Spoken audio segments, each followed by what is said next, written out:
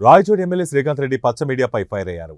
Congress party AP అధ్యక్షురాలు షర్మిల రెడ్డి వెంట శ్రీకాంత్ రెడ్డి వెళ్తారనే తప్పుడు వ్యాఖ్యలపై ఎమ్మెల్యే శ్రీకాంత్ రెడ్డి ఘాటుగా విమర్శించారు.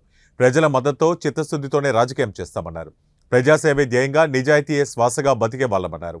ఊపిరి ఉన్నంత వరకు, శ్వాస ఉన్నంత వరకు జగన్మోహన్ రెడ్డితోనే తాము ఉంటామన్నారు. శ్రీకాంత్ రెడ్డి శరీరంలో మొక్కపోతాడంట అని రాస్తాను. సిగ్గుండాలి మరి పిచ్చిన కొడకలారా, మీ మాదిరి యదోపనం చేసేటువంటి క్యారెక్టర్ కాదురా. మీ ప్రజలు మద్దతుతో రాజకీయాలు చేసేటువంటి వాళ్ళం, చిత్తశుద్ధితో రాజకీయాలు చేసాం.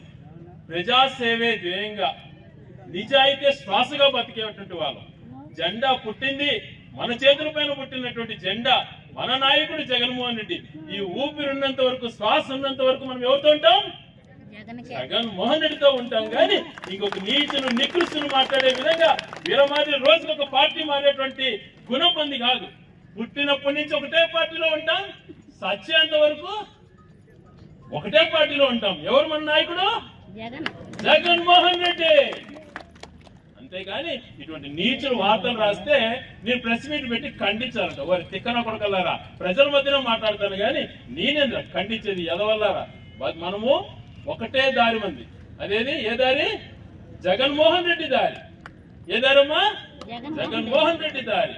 జగన్మోహన్ రెడ్డి గారు ఈ రోజు చేసినటువంటి కార్యక్రమాలు ప్రపంచంలో ఏ ఒక్కరూ చేయలేనటువంటి పరిస్థితులు ఉన్నాయి. కరోనా వస్తే అందరూ దాక్కున్నారు.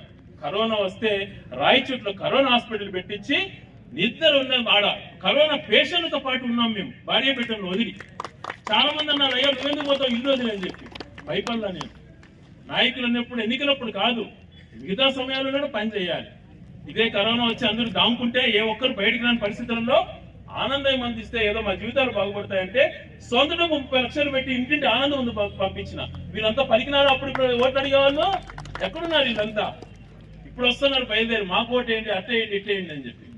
ఎప్పుడు కూడా ప్రజాసేవే ధ్యాసగా, ఎన్నికలప్పుడే కాకుండా మిగిలిన సమయాలలో కూడా రాజకీయాలు చేస్తూ ప్రజాసేవే ముఖ్యంగా ప్రజలకు మేలు జరిగే విధంగా ఈ రోజు చుక్కల భూముల విషయాలలో కానీ, అసైన్మెంట్ విషయంలో కానీ, 20 సంవత్సరాలు దాటినటువంటి పట్టాల పైన రెగ్యులరైజేషన్ చేసే విషయాలలో కానీ అనేక అంశాలలో మన నాయకుడు మంచి చేస్తున్నాడు.